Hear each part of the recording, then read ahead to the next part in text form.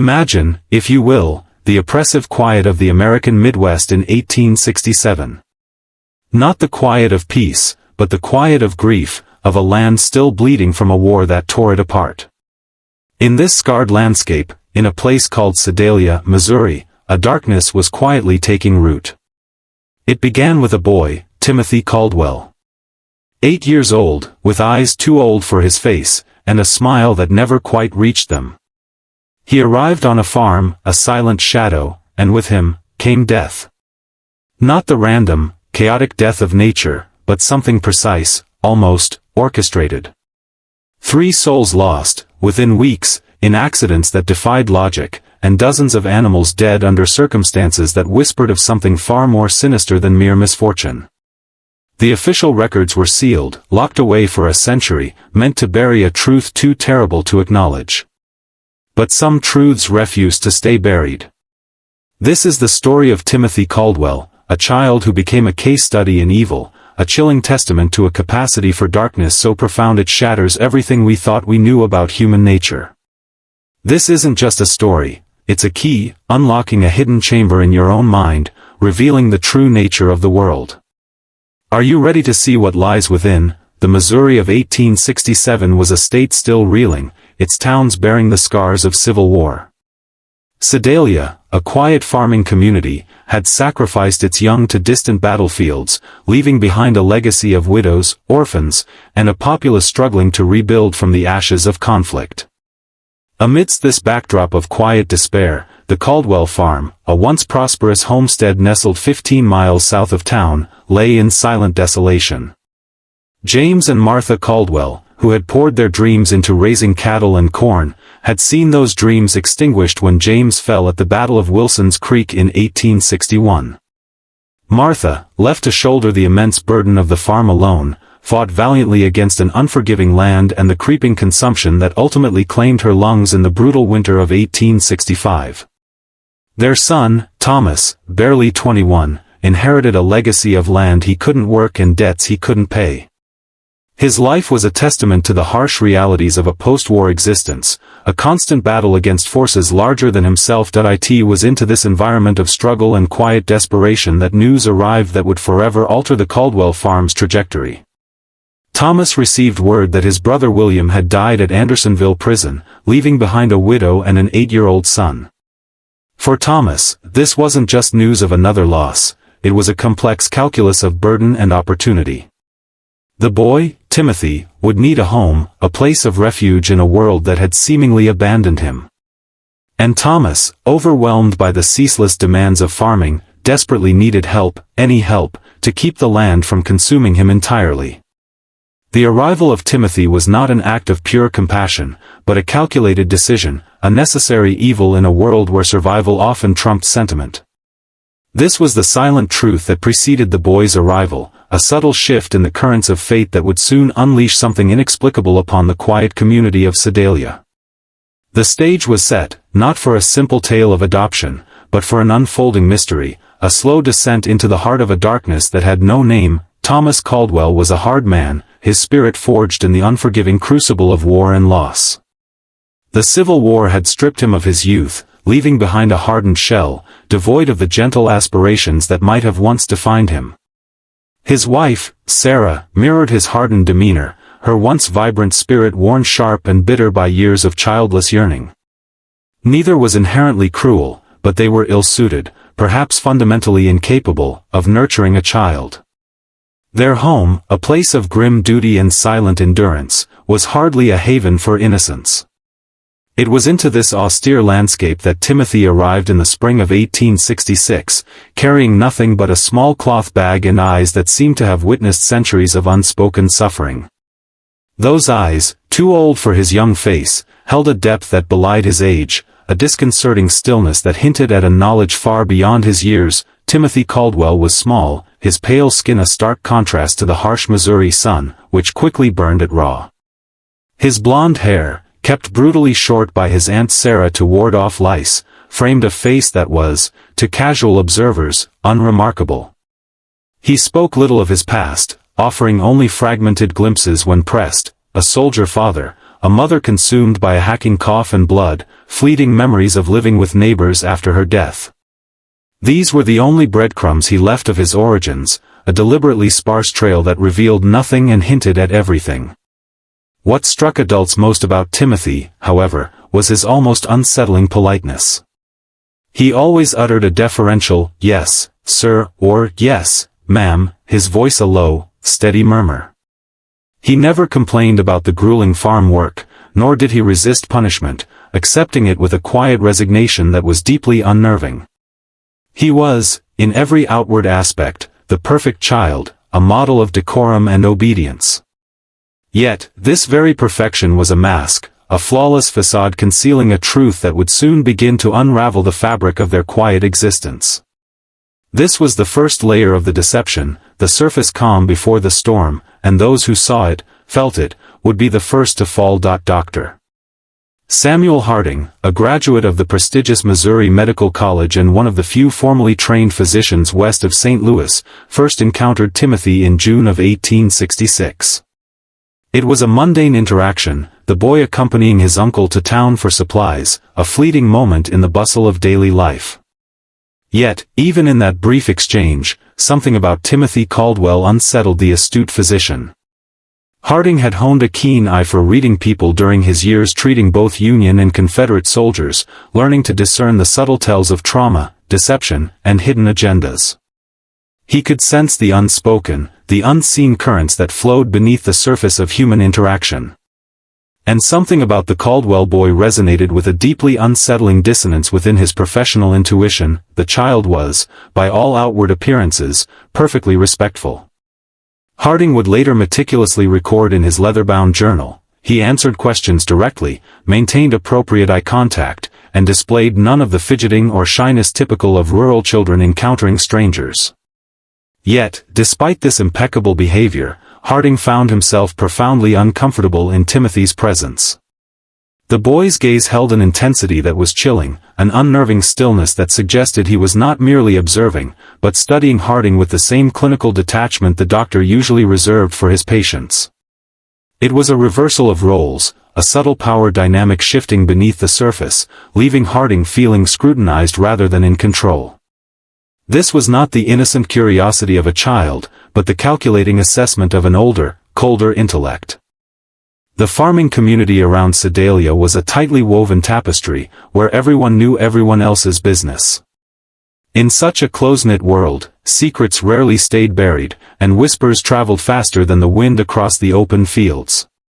The Caldwell farm, while isolated, was not so far removed that neighbors didn't notice things, didn't observe the subtle shifts in routine, the nuances of behavior. Mrs. Elalina Patterson, whose property bordered the Caldwell land, was one such observer. A woman of keen perception and an almost intuitive understanding of the natural world, she often saw Timothy working in the fields or tending to the livestock. Her observations, seemingly innocuous at first, began to coalesce into a disturbing pattern. She remarked to her husband that the boy worked with an unusual focus, an almost relentless intensity that was profoundly unnatural for a child his age. He never seemed to tire, never stopped to play, never paused for rest, as children instinctively do.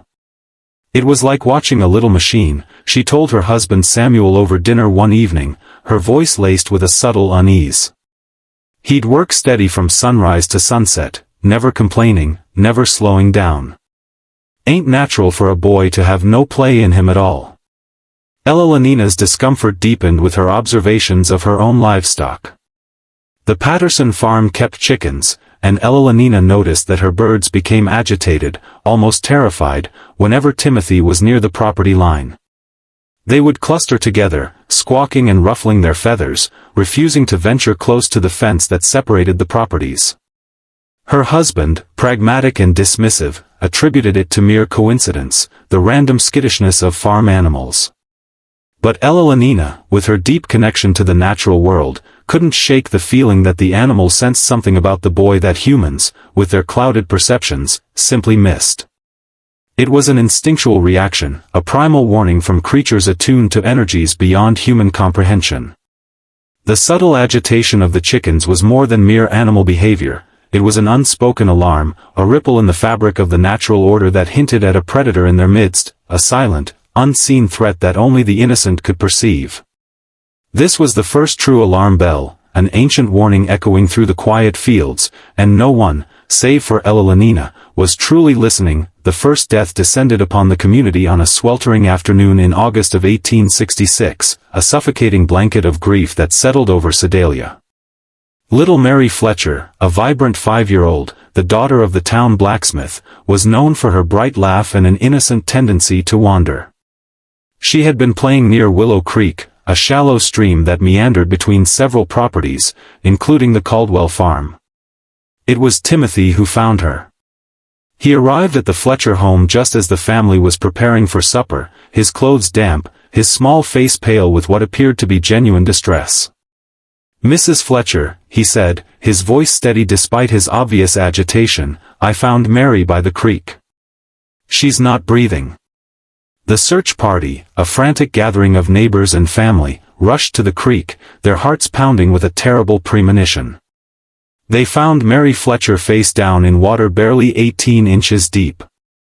Dr. Harding, summoned immediately, determined the cause of death, drowning. It was a tragic, yet not uncommon, accident in rural areas where children played unsupervised near treacherous waterways. But what troubled Harding, a man whose life was dedicated to understanding the intricacies of the human body and the patterns of misfortune, was not the death itself, but Timothy's chillingly precise account of discovering the body. The boy provided an unusually detailed description of Mary's exact location, the position of her tiny body, the condition of her clothing. When pressed about how he had come to be in that particular spot at that particular time, Timothy calmly explained he had been looking for a lost calf. Harding noted in his journal that the boy's recall was remarkably precise.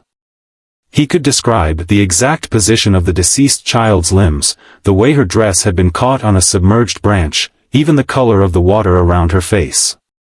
Such an extraordinary attention to detail seemed profoundly unusual for a child who claimed to be frightened and upset by such a gruesome discovery. The details were too sharp, too clinical, too perfectly recalled for genuine shock. It was as if he had been an observer, not a participant in the raw, chaotic reality of the scene. This was the first thread unraveling, exposing the hidden artistry of the boy's deception. Thomas Caldwell, when questioned about his nephew's presence near Willow Creek, confirmed that one of their calves had indeed gone missing that morning and that he had dispatched Timothy to search the creek area. The alibi was solid, and the missing calf was eventually found 2 days later, healthy and grazing in a meadow nearly a mile from where Mary Fletcher had drowned. The Fletcher family, utterly devastated by their unspeakable loss, received Timothy's expressions of sympathy with heartfelt gratitude. He had, after all, been the one to find their daughter and alert them immediately, bringing their agonizing search to a tragic, yet conclusive, end. At the funeral, a somber affair under a weeping sky, Timothy sat quietly with his aunt and uncle, his head bowed respectfully throughout the service. When the family, their voices choked with grief, thanked him for his quick action in alerting them, he accepted their gratitude with an appropriate solemnity. "I wish I could have found her sooner," he told Mary's father, his voice carrying just the right note of regret and sorrow. It was a performance, flawlessly executed, a masterclass in feigned empathy. But Ella Patterson, watching from across the crowded church, saw something that gnawed at her, a disquieting detail that lingered in her mind for days afterward. When Mary Fletcher's mother collapsed in an agony of grief during the service, when the raw sight of the small coffin reduced grown men to tears, Timothy Caldwell's expression never wavered. His head was bowed in apparent sorrow, a perfect imitation of communal mourning, but when he thought no one was looking, his pale blue eyes remained dry and unervingly watchful. They took in every detail of the scene around him, not with the innocent curiosity of a child, but with the cold, analytical gaze of a detached observer, someone studying the nuanced choreography of human suffering. It was a chilling observation, a subtle crack in the carefully constructed facade, revealing a void where normal human emotion should have been. This was the moment the true chilling nature of the boy began to reveal itself, not through action, but through an absence, a horrifying emptiness behind the innocent facade.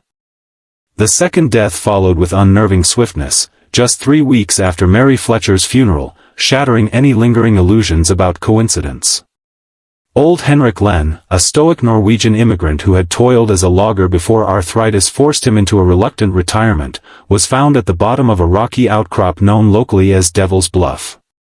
The bluff, a treacherous sentinel of stone, overlooked the very creek where Mary Fletcher had drowned, a silent witness to tragedy.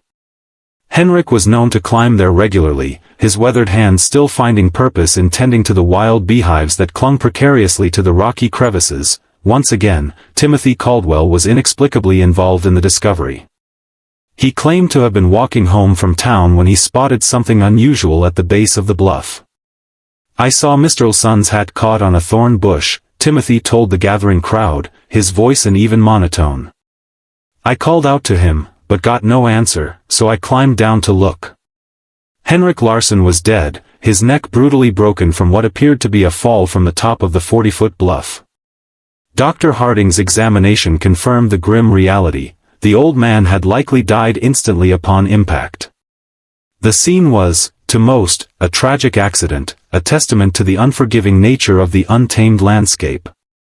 Yet, for Harding, a single detail snagged at his analytical mind, the presence of several dead bees scattered around the body, far more than would typically be found away from a hive. This small detail, seemingly insignificant, was a discordant note in the symphony of the scene, a subtle clue whispering of a disturbance that went beyond a simple fall.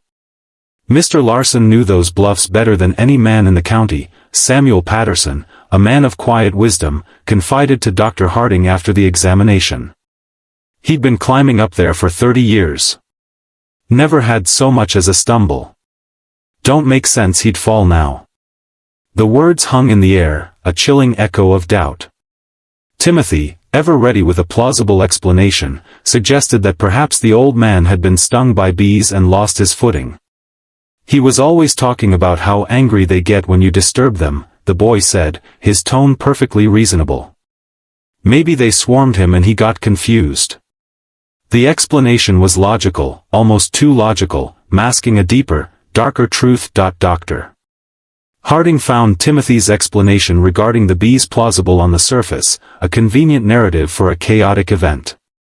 However, something about the scene continued to gnaw at him, a subtle discord that resonated with his medical and observational training. The dead bees were all clustered in a small area, directly around Henrik's body. If the old man had indeed disturbed a hive at the top of the bluff, causing a furious swarm, there should have been more evidence of bee activity along his presumed path of flight and fall. The pattern of the dead insects was too confined, too concentrated. Instead, it appeared as though the bees had somehow been deliberately confined, contained, or even directed to the immediate impact site, an unnatural precision that defied the random chaos of a natural swarming. Driven by his nagging suspicion, Harding meticulously climbed to the top of the bluff to examine the beehives. What he found there only deepened his unease. The hives were intact, showing no signs of recent disturbance. The worker bees were active, buzzing with their characteristic industry, but they were not agitated. They went about their normal business of gathering nectar from the late summer wildflowers, their movements calm and methodical. There were no signs of a recent attack, no discarded stings, no furious defensive swarming. The narrative of the bee attack, so neatly provided by Timothy, began to unravel under the weight of empirical observation. The boy's explanation, while seemingly logical, was now exposed as a calculated fabrication, designed to obscure a more disturbing truth.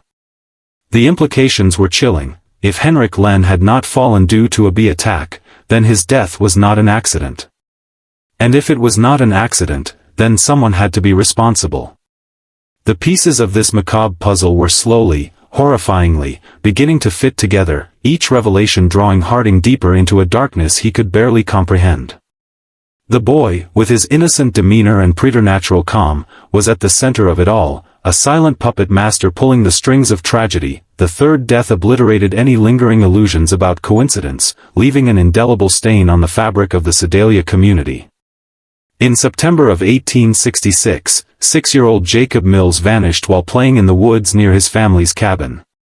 For 4 agonizing days, search parties scoured the dense woods, their desperate calls echoing through the silent trees.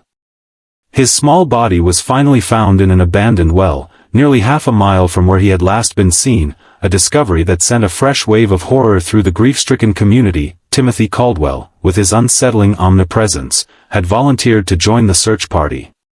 For 3 days, he had searched alongside the adult volunteers, displaying a remarkable endurance for a child his age. He seemed to possess an intimate knowledge of the woods, guiding searchers through areas that even longtime residents found difficult to navigate. When asked how he had learned the terrain so well, Timothy, ever prepared, explained that he often explored the woods during his free time, looking for useful plants and herbs that his aunt could use for cooking and medicine. It was a plausible explanation, perfectly crafted to allay suspicion. On the 4th day, just after dawn, Timothy appeared at the Mills cabin, his face etched with a convincing weariness. "I think I found something," he told Jacob's father, his voice heavy with exhaustion. "There's an old well about a half-mile north of here. I heard what sounded like crying." The well, concealed by fallen logs and overgrown brush, was indeed a hidden danger. Jacob Mills was at the bottom, alive but barely conscious, clinging to life amidst severe dehydration and exposure.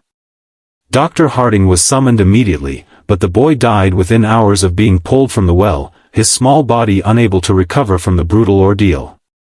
The child had been at the bottom of that well for nearly 4 days, Harding meticulously recorded in his journal, his words heavy with the weight of unspoken suspicion. The fact that Timothy Caldwell was able to locate him in such an obscure location raises troubling questions. How extensive is the boy's knowledge of the local terrain? What other hidden dangers might he be aware of? This was not mere observation, it was a chilling premonition, a recognition that Timothy's knowledge of the land was not innocent, but predatory. More troubling still than Timothy's uncanny ability to locate the hidden well was his behavior during Jacob's final, agonizing hours. While the Mills family maintained a desperate vigil around their dying son, their faces contorted with grief and fear, Timothy sat quietly in the corner of the cabin, apparently praying. His head was bowed, his small hands clasped together, the picture of pious reverence. But Dr. Harding, ever the astute observer, positioned himself where he could watch the boy without being noticed, and what he saw deeply disturbed him. Timothy wasn't praying. His lips were indeed moving, but his pale blue eyes, those unnervingly ancient eyes, were fixed on Jacob Mills with an intensity that seemed almost scientific. He appeared to be cataloging every detail of the dying child's condition, the labored breathing, the deathly pale skin, the way consciousness flickered in and out, like a dying candle flame. It was a cold, clinical observation, devoid of any genuine human empathy. When Jacob finally succumbed to his ordeal, his last breath escaping his small body, Timothy's expression showed no grief, no shock, no trace of human sorrow. Instead, there was something that Harding could only describe as satisfaction. It was a flicker, fleeting and almost imperceptible, but it was there, a grim triumph, a quiet sense of accomplishment that chilled Harding to his very core. After the funeral, unable to shake the unsettling feeling, Dr. Harding made an excuse to revisit the abandoned well where Jacob had been found. The sight troubled him for reasons he couldn't fully articulate, a subtle dissonance that nagged at his professional mind. The well was indeed well hidden, concealed by natural debris that would have taken considerable effort to move. Yet Timothy had claimed to hear crying from this location, a claim that seemed improbable given the depth of the well and the sheer amount of brush covering it. As Harding examined the scene more carefully, he noticed something that the initial rescue party, driven by their desperate urgency to save Jacob Mills, had missed. Around the rim of the well, the debris had been arranged with unusual precision. Logs and branches that should have fallen randomly showed signs of deliberate placement, creating a natural-looking camouflage that would be nearly impossible to spot unless one knew exactly where to look. This was not the work of nature, it was the chilling handiwork of a calculating mind. The implications were too disturbing to voice aloud, but Harding could no longer shake the terrifying suspicion that Jacob Mills had not simply fallen into the well. Someone had placed him there, and someone had carefully concealed the location, ensuring that rescue would come only when the boy was too weak to survive. That evening, in the quiet solitude of his study, Harding began keeping detailed notes about Timothy Caldwell. If his suspicions were correct, the boy posed a danger to the entire community, a silent predator masquerading as an innocent. But suspicions were not evidence, and evidence was exactly what Harding desperately lacked. The weight of this terrifying truth settled heavily on him, a burden of knowledge that would change him forever. The profound problem that plagued Dr. Harding's burgeoning investigation was the meticulous mask Timothy Caldwell wore. By all outward appearances, the boy remained a model child, a paragon of virtue in a community steeped in traditional values. He attended church regularly with his aunt and uncle, sitting quietly through the lengthy services, reciting prayers with a reverence that seemed entirely appropriate. On the farm, he worked diligently, completing tasks that would challenge many adult workers, his small frame moving with an efficiency that bordered on the uncanny. He spoke respectfully to his elders, always displaying the proper deference to authority figures, never raising his voice, never questioning a command. This unwavering politeness, this almost unnatural obedience, was his most formidable weapon, a shield against suspicion, deflecting any doubt that might arise from his involvement in the escalating tragedies. Most importantly, Timothy possessed a plausible, seemingly innocent explanation for his presence at each site of misfortune. He had been looking for a lost calf when he stumbled upon Mary Fletcher. He had been walking home from town when he spotted Henrik Lenn's hat near the treacherous bluff. He had volunteered, as any concerned member of the community would do, to help search for Jacob Mills. Each alibi was carefully constructed, a perfectly woven narrative that explained his proximity to death without implicating him in its cause. Yet, Harding's medical training, refined by years of treating wounded soldiers and observing the nuanced psychology of trauma, had taught him to look beyond the surface, to probe the depths of human behavior for the subtle tells of true character. He had learned to recognize the chilling signs of men who killed not from patriotic duty or desperate necessity, but from something far darker, more fundamental, a void in the soul that transcended the normal bounds of human experience. These men possessed a coldness, a profound disconnection from normal human emotion that manifested in subtle, almost imperceptible ways: too little reaction to horror, an almost unsettling interest in suffering, an ability to discuss violence with clinical detachment. Timothy Caldwell, in the small, innocent body of an 8-year-old child, displayed all of these disturbing characteristics, compressed and intensified, a miniature harbinger of pure, unadulterated malice. The chilling realization settled upon Harding: he was not dealing with a wayward child, but with an enigma, a preternatural force of darkness disguised as innocence. This truth, once glimpsed, could never be unseen. Dr. Harding's investigation, now infused with a desperate urgency, began in earnest in October of 1866.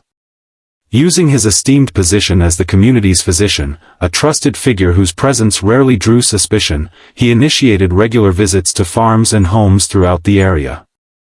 Ostensibly, he was checking on the health of families still recovering from the relentless hardships of war, offering counsel and comfort. In reality, he was meticulously gathering information, piecing together a mosaic of observations and whispers about Timothy Caldwell. What he uncovered painted a disturbing picture, a chilling portrait of a child who seemed to exist at the very center of an ever-widening circle of misfortune, a silent epicenter of creeping dread. Livestock on neighboring farms, vital to the survival of these struggling homesteads, had been dying at unusual and alarming rates. The deaths were not from disease, which Harding, as a physician, could readily identify and explain. Instead, they were from what appeared to be accidental injuries, bizarre and inexplicable incidents that defied rational explanation. Chickens were found with broken necks, their small bodies devoid of any other signs of predation, as if killed by foxes that left no tracks, no disturbed feathers, no evidence of their presence. Pigs suffered mysterious wounds that would fester and become infected, leading to their agonizing demise. Horses, the lifeblood of the farms, developed sudden lameness that forced desperate farmers to put them down, a devastating blow to their livelihoods. These were not random acts of nature, they were too precise, too specific, too unsettlingly frequent to be dismissed as mere bad luck. The pattern was emerging, a horrifying signature of something unseen, yet undeniably present.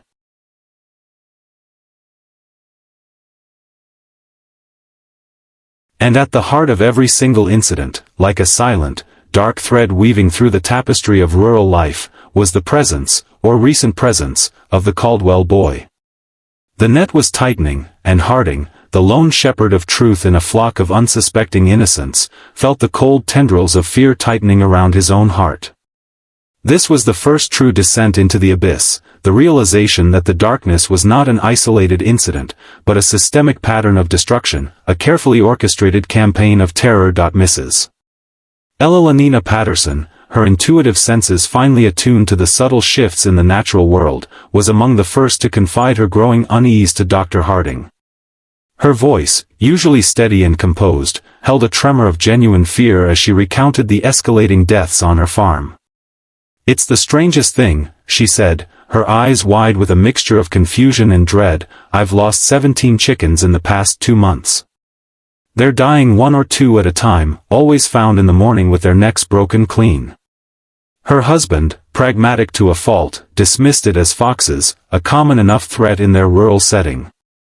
"But I've never seen fox sign around the coop," Elenina insisted, her brow furrowed with a deep suspicion. "And the way they're killed, it's too neat, too precise." When Harding examined the most recent casualties, the small, lifeless bodies of the chickens, he found evidence that chillingly supported Elenina's suspicions. The birds had been killed with precise force applied to specific points on their necks, a technique that required considerable knowledge of avian anatomy, a calculated understanding of where to strike for maximum efficiency. It was not the random, savage violence typical of predator attacks, but something much more deliberate, more controlled, almost surgical in its execution. The lack of struggle, the absence of disarray, spoke volumes of a swift, practiced hand. Similar unsettling patterns emerged on other farms throughout the Sedalia area. James Wickham, a sturdy farmer known for his resilience, had lost 3 calves to what he described as freak accidents, incidents that defied logical explanation. Animals that had somehow managed to strangle themselves on ropes, or wedge their heads in fence rails in ways that simply did not add up. Robert Dunham's prized bull, a powerful and sure-footed animal, had fallen into a ditch and broken its leg, an improbable mishap for such a robust creature. In every single case, the affected farms were within walking distance of the Caldwell property, and in several instances, neighbors reported seeing Timothy in the vicinity around the time of the incident. "I saw him walking along our fence line the morning before we found the calf," James Wickham told Dr. Harding, his voice laced with a newfound wariness. The pieces were falling into place, each death a carefully placed brick in a horrifying edifice, constructing a picture that pointed to a single, terrifying architect. The evidence was now undeniable, a silent scream in the rural landscape. The implications of Harding's discoveries were a chilling revelation, a dark tapestry woven from threads of suspicion and mounting evidence. The inexplicable deaths of both humans and animals, each meticulously orchestrated, formed a pattern too precise to be mere coincidence. Timothy Caldwell, the innocent boy with eyes too old for his face, was undeniably at the nexus of this grim tableau. The meticulously broken necks of the chickens, the impossible strangulations of calves, the improbable fall of a prize bull, each incident bore the silent signature of a cold, calculated intelligence, a deliberate intent that transcended the chaos of nature. It spoke of a profound understanding of vulnerability, of weakness, and of the most efficient means to exploit them. Harding found himself grappling with a horrifying paradox. How could such methodical cruelty reside within the small frame of an 8-year-old child?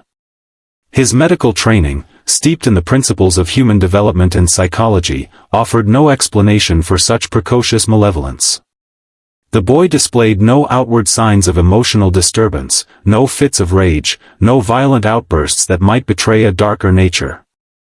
Instead, he was a master of disguise, his polite demeanor and quiet obedience a perfect camouflage for the sinister forces at play. This was not a child acting out, this was something far more deliberate, far more controlled. It was as if Timothy possessed an innate, almost instinctual understanding of the world's hidden vulnerabilities, a chilling perception of the delicate balance between life and death. He seemed to move through the community like a silent predator, observing, learning, and then, with chilling precision, striking at the weakest points. The realization settled upon Harding like a suffocating shroud. Timothy Caldwell was not merely a child afflicted by a dark disposition, but a vessel, an instrument of a malevolence so profound it defied human comprehension. This was not a boy who committed acts of evil, this was a being made of evil, a terrifying anomaly that shattered the very definition of innocence. The descent into this truth was agonizing, a forced confrontation with a reality far more terrifying than any fevered nightmare. As Dr. Harding delved deeper into the enigma of Timothy Caldwell, the layers of his psychological control began to reveal themselves, not as brute force, but as a subtle, insidious manipulation of perception. The boy's power lay not in overt threats, but in his uncanny ability to influence events, to weave a narrative that always placed him beyond suspicion. He understood the hidden currents of human nature, the desire to believe in innocence, the reluctance to confront uncomfortable truths. He exploited the community's grief, their desperate need for answers, by offering himself as the empathetic discoverer, the sorrowful witness. This was psychological control in its purest, most insidious form, the manipulation of trust, the calculated cultivation of a reputation that made him utterly unimpeachable. Harding began to see how Timothy orchestrated events, not through direct action, but through a chilling mastery of timing and circumstance. He was never present for the act itself, but always the first to arrive at the scene, the calm, collected bearer of bad news. This strategic absence, followed by his impeccable presentation of facts, created a perfect alibi, a watertight defense built on the very compassion he so convincingly feigned. The suppressed truths, the unsettling inconsistencies that Harding alone observed, were dismissed by others as the ravings of an overly analytical mind, or simply the unfortunate vagaries of life. This was the genius of Timothy's deception. He made his victims, and those around them, complicit in their own blindness. He controlled their perception of reality, shaping their understanding of events to perfectly align with his manufactured innocence. This was ancient corruption given new life, a timeless pattern of manipulation where the puppet master remains unseen, and the strings are pulled from the shadows of plain sight. The true horror was not just the deaths, but the profound psychological control that allowed them to occur, unimpeded and unexamined. The descent was becoming a psychological labyrinth, where the very act of knowing exposed one to a deeper, more insidious form of vulnerability. The institutional manipulation was, in hindsight, starkly evident. The sealed records, the hushed conversations, the community's desperate need to categorize Timothy's behavior as unexplained rather than unthinkable. This was not just a failing of individuals, but a systemic reluctance to confront a truth too terrifying to integrate into their understanding of the world. Authority, whether local government or even the nascent medical establishment, unconsciously conspired to suppress the truth, to maintain the comforting illusion of order and normalcy. Dr. Harding found himself battling not just a cunning child, but the very inertia of established belief systems, the collective unconscious resistance to the truly anomalous. The community, bound by a shared sense of trauma from the war, sought comfort in simple narratives, in the familiar patterns of tragedy and recovery. Timothy, with his perfect politeness and seemingly innocent explanations, offered them this comfort. To admit that he was a perpetrator, a source of malevolence, would mean shattering their fundamental understanding of childhood, of good and evil, of the very fabric of their moral universe. It would mean confronting a reality so dark, so devoid of human empathy, that it threatened to unravel their sanity. Thus, the deaths were categorized as accidents, the unsettling details dismissed as coincidence, and Timothy Caldwell remained protected by the very structures designed to maintain societal order.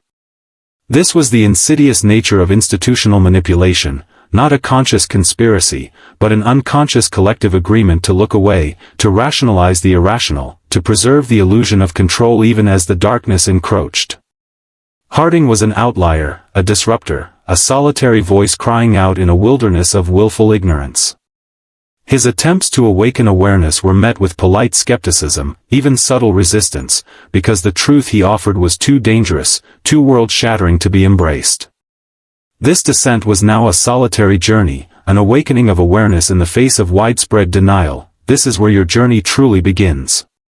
You've heard the unsettling whispers of Timothy Caldwell, the chilling narrative woven from tragedy and deception. You've seen how the world, blinded by its own desire for comfort and order, turns away from the darkest truths, even when they manifest in plain sight. But this is not merely a story of a boy and his victims. This is a mirror, reflecting the hidden forces that shape our own reality, the unseen currents that guide our lives, often without our knowledge or consent. Just as Timothy subtly manipulated the perceptions of Sedalia, so too are we, in our modern world, subjected to psychological control systems far more sophisticated, far more pervasive. They operate not through overt force, but through the subtle shaping of narratives, the careful curation of information, the insidious programming of our beliefs. These are the hidden agendas, cloaked in the guise of progress, security, or even morality. They promise freedom while subtly erecting invisible fences around our thoughts, our aspirations, our very sense of self. To understand Timothy Caldwell is to understand the foundational principles of this grand deception. It is to recognize the patterns of manipulation, the calculated deployment of misinformation, the exploitation of our deepest fears and desires. This is forbidden history, not because it's been lost, but because it's been deliberately suppressed, relegated to the shadows so that we remain docile, predictable, and easily controlled. The path to self-mastery, to true elite knowledge, begins with this unsettling revelation, that the forces at play are not always external, but often internalized, woven into the very fabric of our perceived reality. The darkness is not just out there, it's within the systems that govern us, and it seeks to keep us blind. Now, ask yourself, are you merely a spectator to this unfolding truth, or are you ready to become an active participant in your own awakening? This is the moment of choice. The true depth of ancient corruption lies not in dusty scrolls or forgotten empires, but in the timeless methodologies of control that echo through history, resurfacing in new forms, yet fundamentally unchanged. Timothy Caldwell, in his chilling precocity, was merely an archetype, a physical manifestation of a psychological blueprint that has been refined over millennia. He intuitively understood what ancient kings and modern power brokers have always known, that true power resides in the ability to define reality for others. To control the narrative is to control the mind, and to control the mind is to control destiny. This is the essence of institutional manipulation, not merely the actions of a few individuals, but the entrenched systems that perpetuate a state of ignorance, fostering an environment where critical thinking is stifled and inconvenient truths are systematically erased. Consider the parallels, the deliberate obfuscation of facts, the discrediting of those who dare to question, the construction of plausible deniability. These are the hallmarks of power that operates in the shadows, that fears the light of awareness. Suppressed truths are not merely facts hidden away, they are the very keys to our collective liberation, insights that would empower us to dismantle the psychological control systems that bind us. The elite knowledge you seek is not simply information, it is the understanding of how these mechanisms work, the ability to discern the puppet from the puppeteer, the true motive from the deceptive facade. It is the recognition that the comfort of ignorance is a cage, and the price of self-mastery is the willingness to confront the most unsettling aspects of human nature and its darkest applications. This descent is not for the faint of heart, for once you see these patterns, you cannot unsee them. The world will never look the same, and the burden of that knowledge will rest squarely on your shoulders. The question then becomes, what will you do with it? This is the threshold, the point of no return. The truths hidden in plain sight are often the most devastating, precisely because we are conditioned to overlook them, to dismiss them as anomalies or coincidences. Timothy Caldwell's story is a chilling testament to this phenomenon. The methodical nature of the deaths, the unsettling calm of the boy, the pervasive unease of those around him, these were not subtle clues, but glaring red flags, consciously ignored or unconsciously rationalized away. This is the ultimate form of institutional manipulation, to make the obvious invisible, to bury the truth not in secrecy, but in an overwhelming flood of normalcy and manufactured distraction. The psychological control systems are so deeply embedded that they become our second nature, shaping our interpretations of reality before we even realize we are being influenced. The veil is lifted.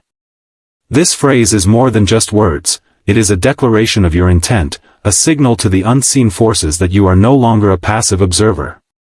It is the first step in reclaiming your own mind, in dismantling the invisible architectures of control that have dictated your reality. Timothy Caldwell was not an isolated incident, but a potent symbol of a timeless struggle, a manifestation of ancient corruption that continues to plague our world. The hidden agendas, the psychological control systems, the suppressed truths, they are not relics of the past, they are living, breathing entities, constantly evolving, relentlessly seeking to maintain their dominion. But here is where your power lies: knowledge.